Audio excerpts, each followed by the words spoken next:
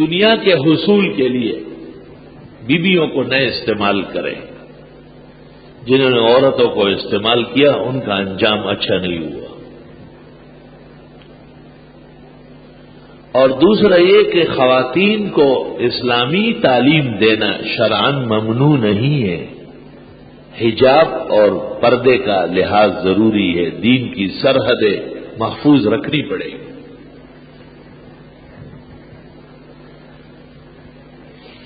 یہ مطلب یاد رہے کہ اگر خاتون کی عفت، پاک دامنی، پردہ اور علم کے درمیان تعارض ہوا تو پردے کو ترجیح ہوگی، علم کو ترجیح نہیں ہوگی. چھوڑ دیں، رہنے دیں.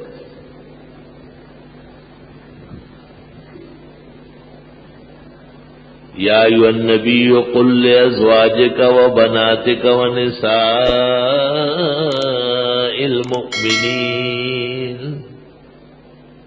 اے پیغمبر اپنی بیویوں سے، بیٹیوں سے اور امت کی عورتوں سے کہے یدنین علیہن من جلابیبہن، بڑی بڑی چادریں اور بورقے اوڑھ لے. خاتون کے جسم پر جو کرتا شلوار وہ پہنی ہوئی ہے اس کا بھی اجنبی کی نگاہ سے پردہ ضروری ہے. ہم یہ نہیں کہتے کہ پشاوری برقع ہو، سرحد والی عورتوں کی چیل ہو. ہم کہتے ہیں جلباب ہو جس کا حکم قرآن نے دیا ہے. اپنے من میں ڈوب کر پا جا سراغے زندگی، تو اگر میرا نہیں بنتا نہ بن اپنا تو بن. یا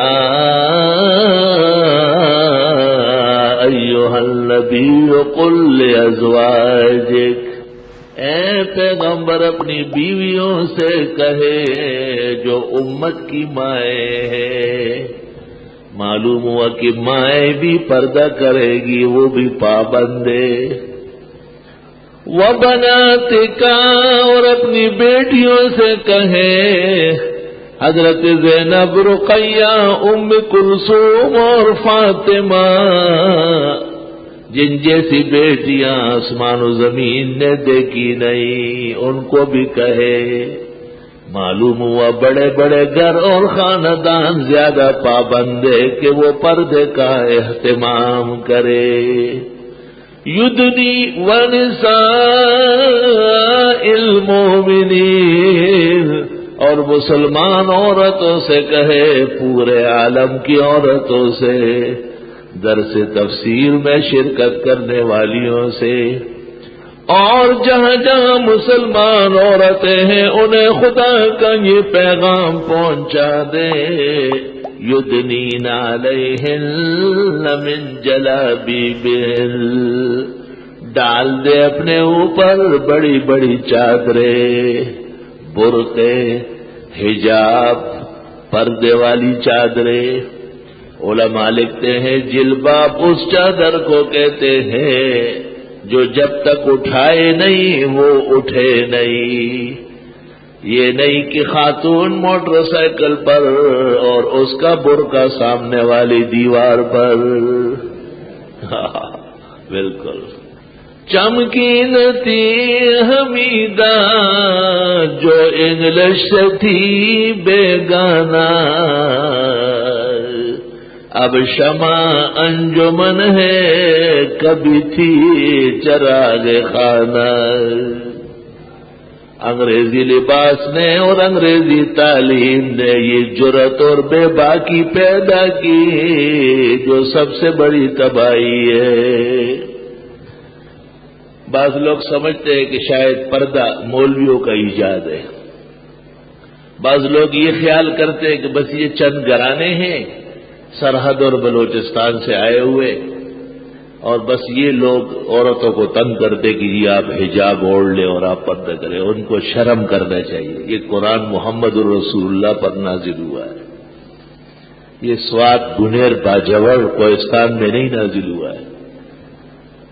ان کا قصور یہ ہے کہ انہوں نے 100% عمل کیا ہے.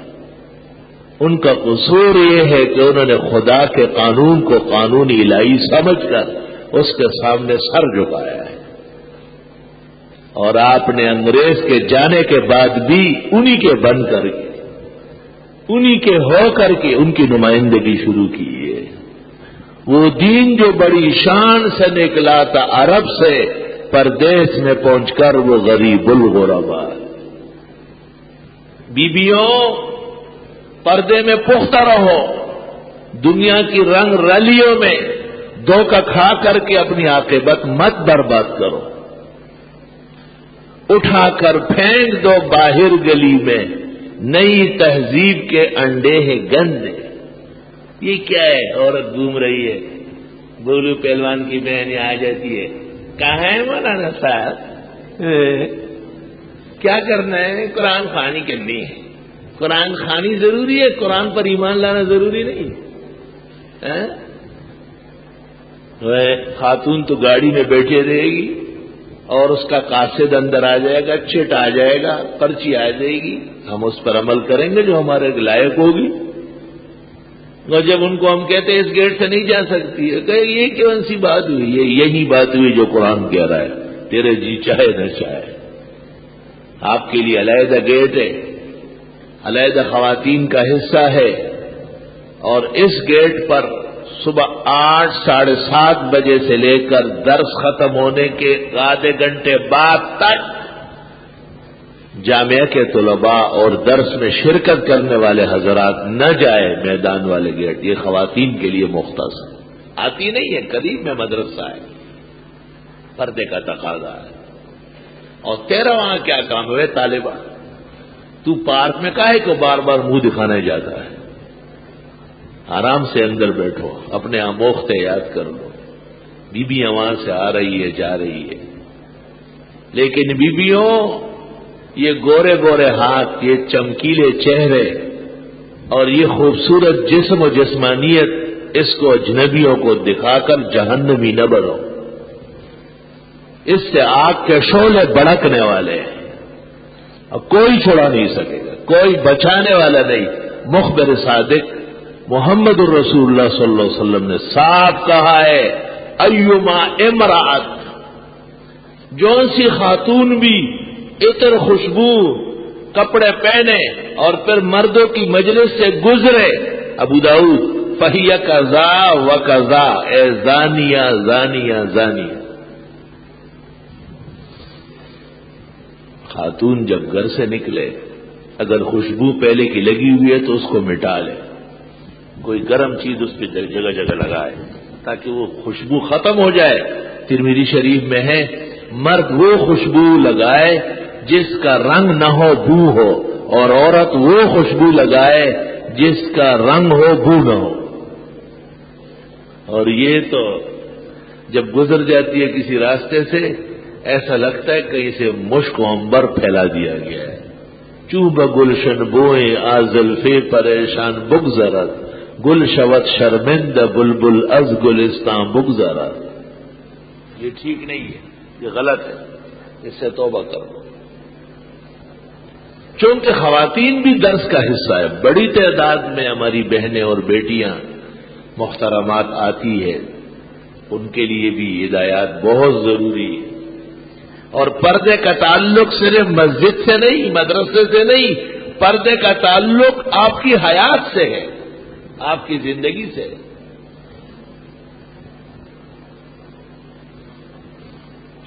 جب خاتون مر جاتی ہے اور اس کا جنازہ جاتا ہے تو فقہاء کہتے ہیں جنازے کے اوپر چادر ہونا چاہیے. دیکھیں اس کی لاش کا بھی پردہ ہے، اور جب قبر پہنچے، قبر میں اتاری جائے گی تو فقہاء کہتے ہیں محارم آ جائے. محارم جیسے بیٹا، بھائی، والد، چچا، تایا، ماموں، نانا، دادا، یہ محارم ہے. داماد بھی، چونکہ ساس کا نکاح ہمیشہ کے لیے منع ہے. بہنوئی محرم نہیں ہے، وہ نہیں آ سکتا. چچا کا لڑکا، ماموں کا لڑکا، خالہ کا لڑکا، پھوپھی کا لڑکا، یہ محارم نہیں ہے. ان کے ساتھ نکاح ہو سکتا ہے، اس لیے یہ قریب نہیں آئیں گے، صرف محارم آئیں گے، وہ چادریں پکڑے، اور اگر سخت مجبوری ہوئی اور اجنبی کو چادر پکڑنی پڑی، شرع ہدایہ میں لکھا ہوا ہے کہ اجنبی منہ باہر کی طرف کرے اور ہاتھ سے چادر پکڑے، اس طرف رہے۔ آپ کی لاش سے بھی شریعت کو پردہ ہے، آپ کو یہ کمزوری کہاں سے آ رہی ہے؟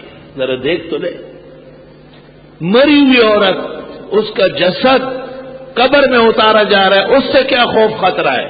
لیکن اسلام اپنے قاعدے اور ضابطے پر فولاد کی طرح قائم ہے۔ من المہد الی اللحد، خاتون کے لیے پردے کا انتظام۔ اللہ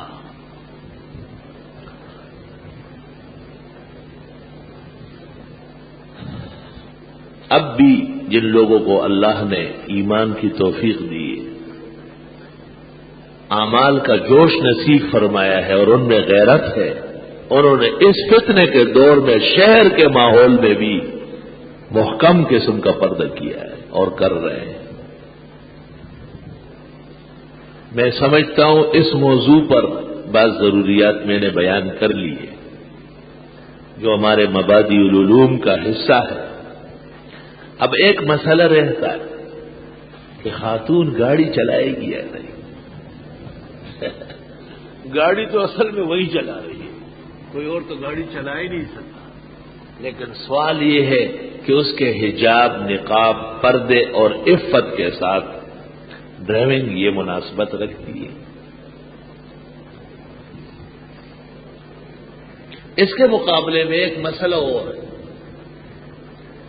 وہ یہ کہ ہمارے مخلص محسن دین کے قدردان دوست آ کر کے ہمیں کہتے ہیں کہ بھئی ہم تو اپنے دفتر جائیں گے، ہم تو گھر نہیں ہوں گے،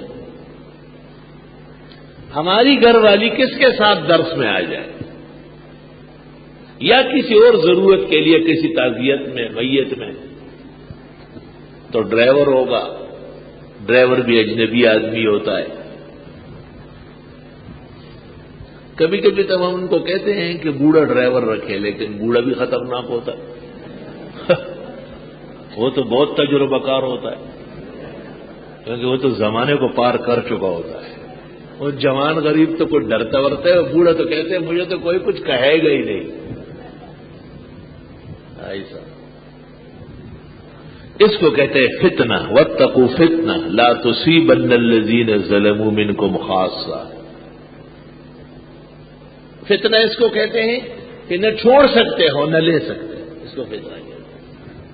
یہ پریشان کن حالات ہوتے ہیں، علماء کہتے ہیں فتنہ ہے، ہم اس سے نکل بھی نہیں سکتے ہیں اور اس سے بری بھی نہیں ہو سکتے، ساتھ بھی نہیں دے سکتے۔ تو کوئی شک نہیں ہے کہ خاتون ازرو ضرورت گاڑی چلا سکتی ہے، ازرو ضرورت شدیدہ۔ اول تو بیٹا، بھائی، خاون وہ لے کر کے آئے، لے کر جائے، لیکن یہ تقریباً ان کے لیے ناممکن ہے کیونکہ وہ بھی اپنے کام میں ہوتے ہیں۔ یہ ایک ضرورت ہے کہ سخت مجبوری ہے اور خاتون چلا سکتی ہے تو جا سکتی ہے، لیکن میں یہ پوچھتا ہوں کہ خاون گھر میں بیٹھا ہوا ہے اور خاتون مارکیٹ میں گاڑی چلا رہی ہے اور وہاں دکاندار کے ساتھ اندر جا کے چیزیں چن رہی ہے، یہ بھی میرا فکری جواب ہے کیا؟ خاون گاڑی میں بیٹھا ہے اور خاتون کساب کے دکان پر گوشت چن رہی ہے، یہ شادولہ نیچے نہیں اترتا ہے کہ اس کو کہے بیٹھ کے نہ لڑائی اٹھا تو سے کیسے کساب سڑا گئی نہ دینا یہ پکو کھڑے رکھا ہوئی خود نہ پکو ہوئی ولا حول ولا قوت الا باللہ۔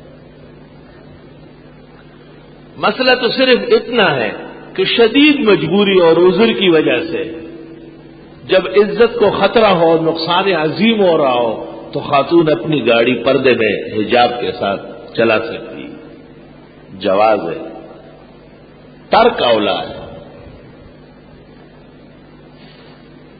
کسی زمانے میں ہم یہ بھی کہتے تھے کہ نہ آئے درس میں، لیکن اس پر کفایت نہ ہوئی، یہ مسئلہ شافعیہ ثابت نہیں ہوا، کیونکہ اتنے بڑے حرمان کی دعوت دینا آسان کام نہیں ہے۔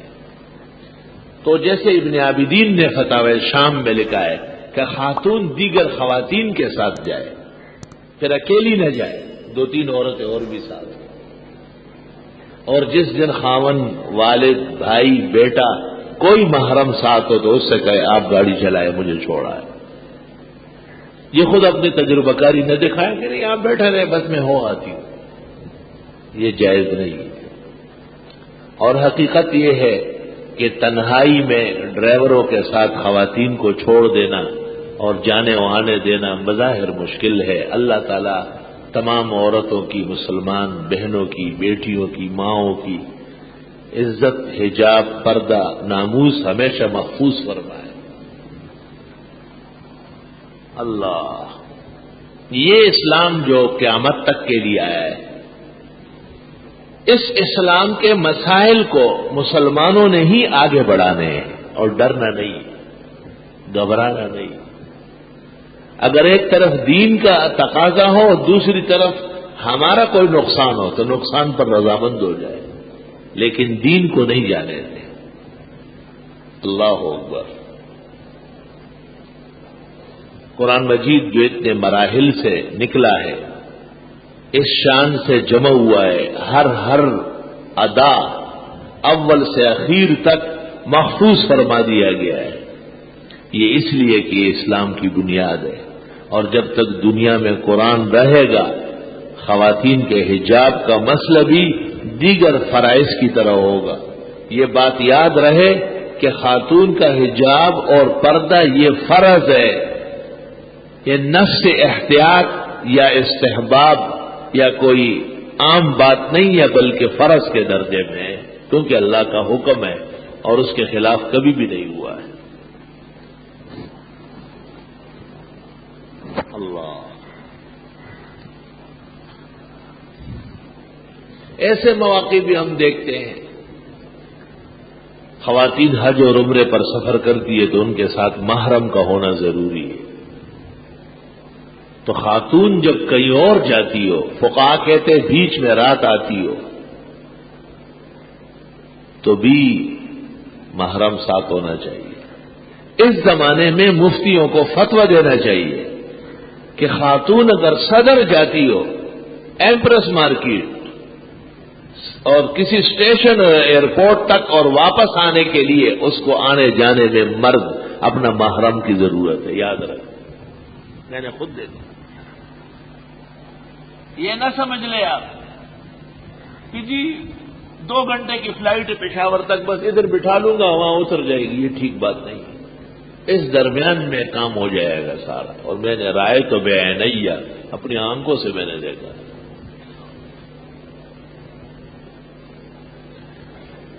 آنکھ جو کچھ دیکھتی ہے لب پہ آ سکتا نہیں، آنکھ جو کچھ دیکھتی ہے لب پہ آ سکتا نہیں، محو حیرت ہوں کہ دنیا کیا سے کیا ہو جائے گی۔ اللہ تعالیٰ اپنے خاص عنایات اور مہربانی سے ہمارے دین کو محفوظ فرمائے، اور ہماری بیویوں کو اسلامی زندگی نصیب فرمائے۔ ان کی سہولت کے لیے اور دینی رہنمائی کے لیے یہ اس درس کا انعقاد ہوا ہے۔ الحمدللہ، اس کا کوئی فیس نہیں، اس درس کے نام پر کوئی چندہ نہیں۔ اللہ کا لاکھ لاکھ شکر، کرم، احسان اور مہربانی، یہی اس کا فیس ہے اور یہی اس کا اعزاز ہے کہ رب العزت ہماری بہنوں کو اور بھائیوں کو دینی عزت اور دینی شرف نصیب فرمائے۔ وہ اصل ہے، باقی دنیا ختم ہونے والی ہے۔ قل متاع الدنیا قلیل والآخرۃ خیر لمن اتقی۔ اب بات چلی ہے تو پوری کر لیتے۔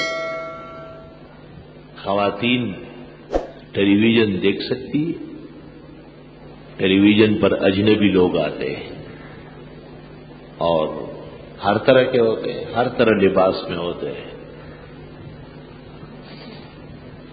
خواتین ان کی نگاہ کا بھی پردہ ہے، اور اجنبیوں کو نہ دیکھنا یہ ضروری ہے۔ بعض لوگ کہتے ہیں کہ دیکھنے سے کیا ہوتا ہے؟ افسوس، ان کی عقل پر افسوس۔ دل کی نہیں تقصیر مکن آنکھ ہے ظالم، دل کی نہیں تقصیر مکن آنکھ ہے ظالم، یہ جا کے نہ لڑتی وہ گرفتار نہ ہوتا۔ سارا نقصان تو آنکھوں کا ہے۔ یعلم خائنۃ الاعین وما تخفی الصدور۔ دیکھو پہلے آنکھوں کا ذکر کیا، یعلم خائنۃ الاعین، وہ جو آنکھ کے غلط دیکھتی ہے خیانت کر کے، اور پھر دلی ارادے بدلتے ہیں، اللہ اس سب کو جانتے ہیں۔ اللہ وَاذْكُرْنَ مَا يُتْلَىٰ فِي بُيُوتِكُنَّ مِنْ آيَاتِ اللَّهِ وَالْحِكْمَةِ۔ عورتوں کو پروگرام دیا کہ درس قرآن سنت میں مشغول رہو۔ ان اللہ کان لطیفا خبیرا، اللہ باریک باریک چیزوں کو جاننے والا ہے۔ دبلی پتلی پتلی جو آپ کو خیال بھی نہیں، اللہ کو یہ بھی پتا ہے کہ یہ ہو جائے گا اس کے ساتھ۔ اللہ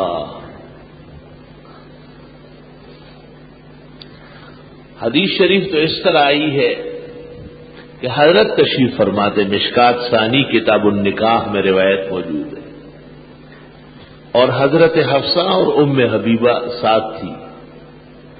اتنے میں پتہ چلا کہ اعمیٰ صحابی نابینا عبداللہ ابن ام مکتوم آ رہا ہے، تو حضرت نے بیویوں سے کہا احتجبا، تم دونوں پردے میں چلی جاؤ، احتجبا پردے میں چلی جاؤ۔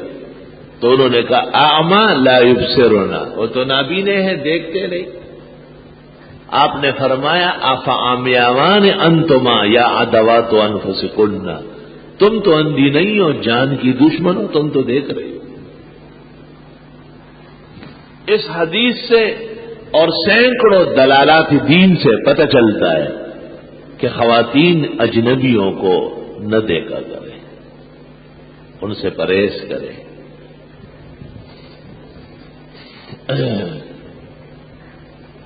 اگر دیکھنے میں کوئی خیر ہوتی تو اللہ تعالیٰ کسی پیغمبر اور خاص کر آخری پیغمبر کا کوئی شبیہ دنیا میں قائم کر لیتا ہے، کیونکہ حضرت تو سر تاپا معجزہ اور جمال تھا، ان کے دیکھنے سے بہت فیض ہو سکتا تھا، لیکن حضرت صلی اللہ علیہ وسلم نے تصویر تک کو منع فرما دیا، تصویر تک، زیروح کی تصویر کو۔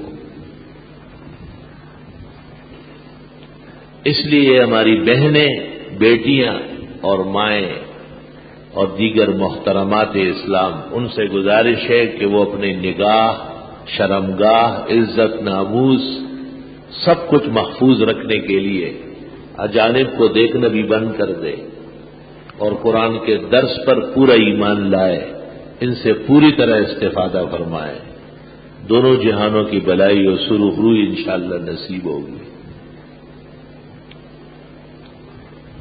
جناب رسول اللہ صلی اللہ علیہ وسلم نے امت کو سنہری قسم کی ہدایات دی، بڑی راسخ۔ کتنی عجیب بات ہے، محلے کی مسجد ہوتی ہے، اس میں امام، مؤذن سب مقرر ہوتے ہیں، لیکن خاتون نہیں ہوتی۔ غور تو کرے۔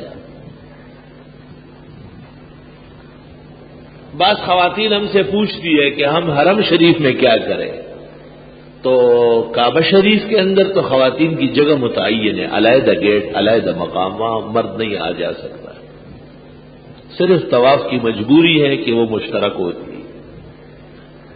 اور مسجد نبوی کے اندر بھی الحمدللہ خواتین کی جگہ علیحدہ ہے، وہاں کوئی عورت مردوں میں یا مرد عورتوں میں نہیں آ سکتا۔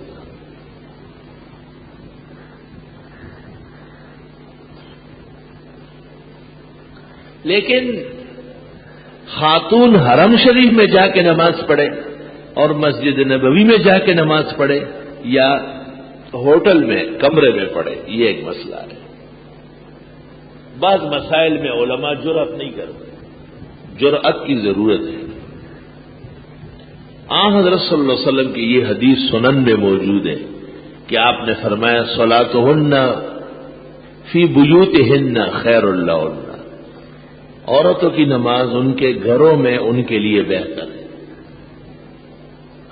اب سوچنے کی بات یہ ہے کہ یہ ارشاد جو آپ نے فرمایا کہ عورتوں کی نماز ان کے کمرے میں بہتر ہے، تو آپ نے خود بیان فرمایا اور آپ ہی مسجد نبوی کے امام ہیں،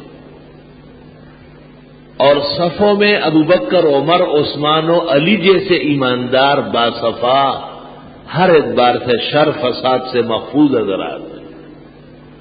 مدینہ منورہ میں فرشتوں کی آمد ہے، گلیاں اور کوچے وہی سے معطر ہے، قرآن کی صدائیں بلند ہو رہی ہے، کائنات کو ایمان، اخلاص، دیانت، شرافت، تقوی، پرہیزگاری مل رہی ہے۔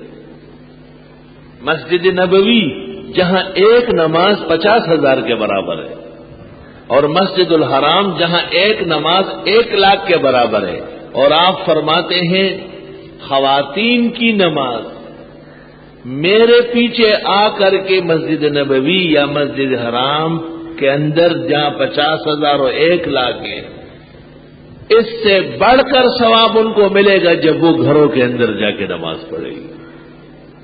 سمجھنا تو چاہیے، حدیث شریف تو اٹل ہے اپنی جگہ، صلاتہن فی بیوتہن خیر لہن، خواتین کی نماز بجائے مسجد نبوی میں آ کر پیغمبر کے پیچھے پڑھنے کے اور مسجد الحرام میں آ کر کے حضرت کے پیچھے پڑھنے کے، اگر یہ وہاں کسی ہوٹل کے کمرے میں پڑھے اور جہاں وہ رہ رہی ہے پردے حجاب اس جگہ پر نماز پڑھ لے تو یہ 50,000 سے اور 1,00,000 سے بھی بڑھ کر نماز ہے۔ یہ ارشاد تو اس لیے فرمایا تاکہ اس پر عمل ہو جائے، اس لیے نہیں فرمایا کہ بس الاختیار تک روایت رہے، آگے نہ بڑھے۔ میں یہ نہیں کہتا کہ خواتین نہ جائے، ضرور جائے اور اللہ بار بار نصیب فرمائے، لیکن خاتون جب وہاں مسجد حرم 5 نماز کے لیے آتی جاتی ہے، مسجد نبوی میں 5 نماز کے لیے آتی جاتی ہے، یہ حدیث کس معنی میں واقع ہے؟ صلاتہن فی بیوتہن خیر لہن، حضرت ایسے بھی فرما سکتے تھے کہ یہ خواتین جو مشقت سے یہاں پہنچی ہے بجائے گھر میں پڑھنے کے، میرے پیچھے آ کر پردے اور حجاب میں کھڑی ہو کر نماز پڑھ لے، یہ لاکھوں درجے افضل ہے اس نماز سے جو یہ اپنے گھر کے اندر پڑھ رہے ہیں۔ آپ نے ایسا نہیں فرمایا، آپ نے فرمایا نہیں، گھر میں جو پڑھ رہی ہے وہ اس سے افضل ہے، صلی اللہ علیہ وسلم۔ خواتین اس سے تنگ دل نہ ہو، خوش دل رہے کہ بھیڑ سے، رش سے ان کو باہر نکالا ہے۔ جب آپ کو گھر بیٹھے بیٹھے اجر ملتا ہے تو تجھے کیا ضرورت ہے مردوں کے ساتھ کندھے لڑانے کی؟ کیا ضرورت پیش آئی آپ کو؟ طواف کے لیے امکان نہیں ہے بچنے کا، اتنا ہو سکتا ہے کہ اوقات دیکھیں، اوقات دیکھیں، جیسے رات کا وقت دن کے 10 بجے سے لے کے 12 بجے تک کا وقت، یا ظہر کے 3 ساڑھے 3 سے لے کر کے وہاں کے حساب سے عصر کی اذان تک جو 1 گھنٹہ ہے، یہ گھڑیاں، ان میں تقریباً مطاف خالی ہوتا ہے۔ خالی کا مطلب یہ ہے کہ ہزاروں آدمی ہوں گے تو سینکڑوں ہو جائیں گے، چند افراد رہ جائیں گے تو خاتون بچ کے چل سکے گی، بچ کے۔ یہ مسائل جاننا بہت ضروری ہے اور یہ درس کا مغز ہے، درس کا مغز ہے، یہ خلاصہ ہے کہ ہمارے بھائی لوگ اور ہمارے بزرگ، ہمارے دوست، ہماری بہنوں کو، بیٹیوں کو اور دینی محترمات کو حجاب شرعی کی تعلیم دے۔ اس موضوع پر 3 کتابیں دیکھنے کی ہے، بہت ضروری ہے، 3 کتابیں۔ سب سے عمدہ اور بہتر کتاب پاکستان کے شیخ الاسلام مولانا شبیر احمد صاحب عثمانی کی ہے، اور اس کتاب کا نام ہے شرعی پردہ۔ مولانا شبیر احمد صاحب ہے. اور یہ کتاب ہمایوں مغل لے آئے اپنے کتب خانے میں رکھے، یہ نکلے گی اب. دوسری کتاب قاری محمد طیب صاحب رحمۃ اللہ علیہ کی حجاب شرعی.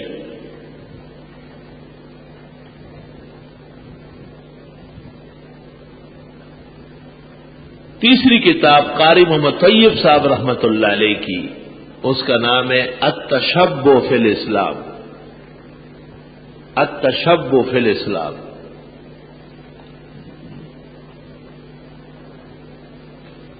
آج کل اس کو اردو میں نام رکھا گیا ہے اور اس کا نام ہے اسلامی تہذیب و تمدن. اسلامی تہذیب اور تمدن.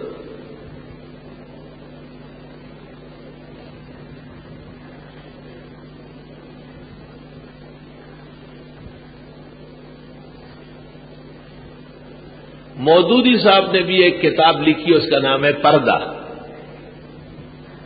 اور وہ کتاب اچھی ہے، بہتر ہے، لیکن چونکہ مودودی صاحب کی دیگر کتب میں بہت ہی شر ہے، فساد ہے، بے دینی ہے، اور اس پر آگے رد کرنے والا ہو، اور رد تفسیر کا حصہ ہے، اس لیے اس کتاب کی میں ترغیب نہیں دیتا. عوام تو بالکل نہ دیکھے، البتہ مغرب سے متاثرین یا پردے پر سوال جواب کرنے والے وہ اگر دیکھے تو ان کو قدر فائدہ ہوگا.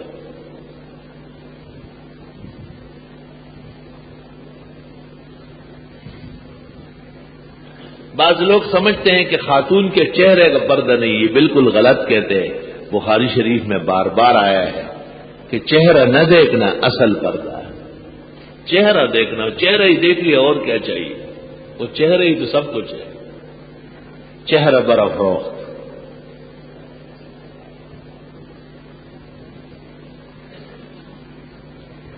اور شیخ علی صابونی نے مکہ مکرمہ میں ایک کتاب لکھی ہے، ایک بزرگ عالم وہاں ہوئے ہیں، ان کا نام ہے شیخ علی الصابونی، جنہوں نے صفت التفاسیر لکھی اور سینکڑوں کتابیں لکھی. شیخ علی الصابونی کی کتاب کا نام ہے حجاب المرأۃ فی وجہہا. خاتون کا اصل پردہ تو چہرے کا ہے، اللہ جزائے خیر دے. حجاب المرأۃ فی وجہہا. وہ جو کتابوں میں لکھے الا وجہہا وکفیہا ویدیہا، وہ تو ضرورتاً تھا. یہ تو نہیں تھا کہ لوگوں کو آپ چہرہ دکھایا کہ آؤ یہ چاند دیکھو، فلا حول ولا قوت الا باللہ. یہ مطلب تھا الا وجہہا وکفیہا ویدیہا وقدمیہا.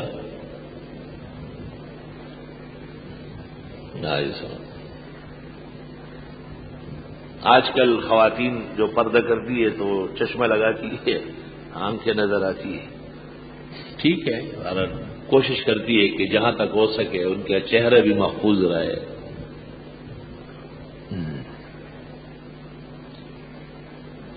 درس تفسیر کے ذریعے ہماری بہنوں کو اور بھائیوں کو حرام سے بچنا اور گناہوں سے دور رہنا اور اچھے ماحول اور نیکیوں کے قریب ہونا، یہی اصل درس ہے.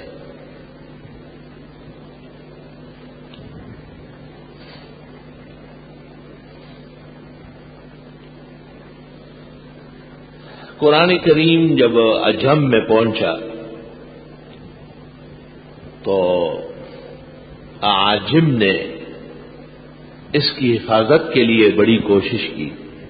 یاد کرنا بھی ایک طریقہ ہے کہ ہر زمانے اور ہر دور میں ہزاروں لاکھوں مسلمانوں نے قرآن یاد کیا. سلطان ناصر الدین بلبن رحمت اللہ علیہ،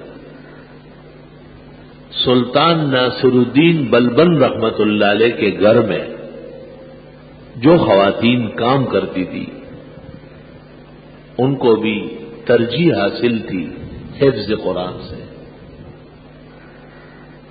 سلطان کا حکم تھا کہ کوئی بھی حافظ خاتون آ جائے اور جس کام میں وہ ماہر ہو اس میں رکھے. اور ارشاد تھا بادشاہ کا کہ ہمارا جو کھانا پکاتی ہے، سالن بناتی ہے، روٹی بناتی ہے، وہ اس دوران بھی سورۃ یاسین کا ورد کرتی رہے۔ سبحان اللہ۔ بادشاہی مسجد بن رہی تھی لاہور میں، سلطان اورنگزیب عالمگیر تشریف لے آئے، راجوں سے اور وہ مزدوروں سے الیک سلیک کی، بادشاہ بڑا متواضع متقی تھا، لوگوں سے ہاتھ ملایا، بادشاہ چلیے طبیعت ٹھیک ہے، کوئی تکلیف تو نہیں۔ دریافت فرمایا کہ اس مسجد سے پہلے بھی آپ لوگوں نے تعمیری کام کیا؟ انہوں نے جی بہت عمارتیں بنائی، اور اس کے بعد بھی آپ بنائیں گے؟ کہ جی بہت۔ کہا پھر مسجد میں اور ان میں کیا فرق ہے؟ لوگ چپ ہو گئے۔ کہا یہ مزدوری اور یہ کام باوضو کیا کرو، وضو کی حالت میں آپ تغاری اٹھائے، کدائی کرے، اینٹ لگائے، دروازے سیٹ کرے اور آپ باوضو ہو، اور سلطان نے حکم دے دیا کہ وضو کا انتظام مسجد کے آس پاس پہلے کر لیے، فوراً حوض لگا دیے گئے، تاکہ بادشاہی مسجد کے نظم و نسق اور بادشاہی مسجد کی تعمیر میں خدمت کرنے والے جو معمار ہے، مزدور ہے، وہ باوضو ہو اور کام کرے۔